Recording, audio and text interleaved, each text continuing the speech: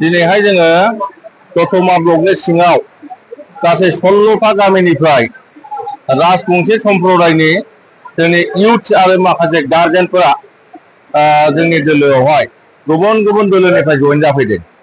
बिथांमोना हयथ' सिगाङाव बिपिएफ खालामोमोन, बिजेपि खालामोमोन बा जिएसपि खालामोमोन। दा गासै 300 जन जोंनि राजबंशी सम्प्रदायनि गुबुन गुबुन दोलोनि जे मावथि बिथांमोना सापर्टार बिथांमोना जोंनि दोलोआव जइन जाफैदों आरो बिथांमोननि जइन जाफैनायनि गेजेरजोंहाय दिनैहाय जोंनि दतमा समष्टिनि जे इउपिपिएल दोलोनि जे शक्तिया खोब गोख्रोंसिन जाबाय होननानै आङो दिनैहाय बुंनो हायो।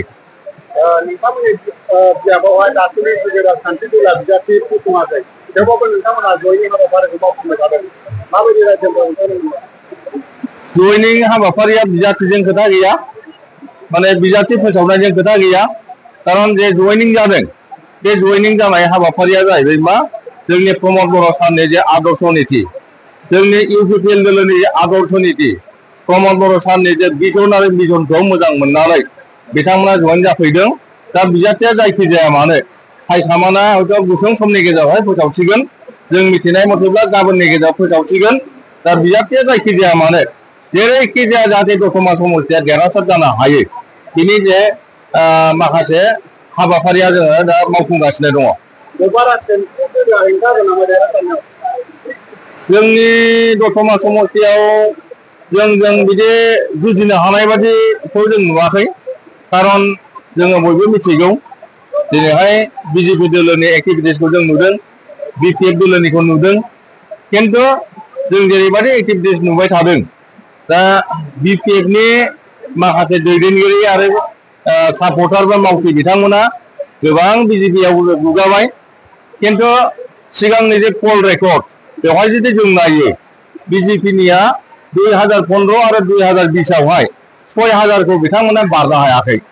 दा बिपिएफनि भटआ सिगाङाव 2020आव 16,500 भटमोन। दा दिनैहाय बिपिएफनि भटआ गोबां माने नेता कर्मिफोरा माने बिजेपिआव गुगादों। खम जोंना इउपिपिएल दोलोना ओरै जायाखै, जोंनिया बिजेपिनियाबो जोंनाव फैदों, बिपिएफनियाबो जोंनाव फैदों। खिन्थु बिपिएफनि भटआ जिहेतु बिजेपिआव गुगादों, दा बेवहाय जोंनि जेनाखि ग्राफआ बहुद दावखोनानै दं आरोखि। खारन बिपिएफनिफ्राय जुदि 5000 जनसो जुदि बिजेपिआव फैयोब्ला आरो बिजेपिआ सिगाङाव 6000मोन, दा बे 6000निफ्राय जोङो 2000सो जों इउपिपिएलआव जइन खालामबाय। दा होमबा 4000 थायो।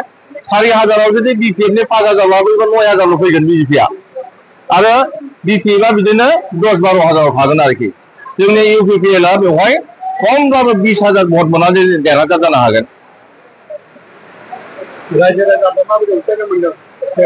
रायजो राजानि अनसायनायाथ' दिनैनि जयनिं हाबाफारियाबो मोनसे बिदिन्थि। दा बेवहाय गासैबो जाथि जनगोष्ठी, आदिबासि, मुस्लिम, राजबंशी आरो गुबुन गुबुन जाथि जनगोष्ठीफ्रा दिनैनि बर'आथ' बर' थाखाबाय। दिनैहाय जोंनि जे इउपिपिएल दोलोनि जोंनि जे प्रमद बर' सारमोन थाबाय, इउजि सारमोन थाबाय, रोनगोरा सारमोन थाबाय, जे बिथांमोननि आदर्श नीति आरो जे इउपिपिएल मडेल अफ पलिटिक्स बेखौ जोबोद मोजां मोननानै बिथांमोना जोबोद लोब लोब माने जइन जाफैदों। आरो बिथांमोननि जयनिं जानायानो जोंनि दोलोखौ गोबां भटआव देरहा होगोन होननानै जों मिजिं खालामनो हायो। रायजो राजानि मेसेजखौ बेखौनो होनो सानो आङो, एबारनि नैबे 2025नि जे बिटिआर इलेक्सनावहाय साफ्रोम रायजो राजाया गोख्रों आरो गोग्गो मोनसे समाज दानाय हाबाफारियाव बाहागो लानांगौ। आरो बे गोख्रों आरो गोग्गो समाजखौ दानांगौब्ला, माने स्मार्ट एन्ड ग्रिन बड'लेण्ड दानांगौब्ला दिनैनि दिनावहाय इउपिपिएल दोलोखौ ज'यै जोङो मदद होफैनांगोन आरो प्रमद बर' सारखौहाय फिन खेबसेबाव माने बिटिआरनि चिफ बानायनांगोन। खारन बिथांनि दैदेननायावहाय थांनाय 5 बोसोरावहाय जेरैबायदि गोजोन थासारि, जेरैबायदि जौगालु हाबाफारि, जेरैबायदि जोङो सुबुं सम्पद दानायनि हाबाफारि, बे गासैबो मोनफ्रोमबो बिथिंखौहाय जोङो एंगारालासिनो गासैबो बिथिंखौहाय लानानै दिनै हाबाफारि मावगासिनो दङ।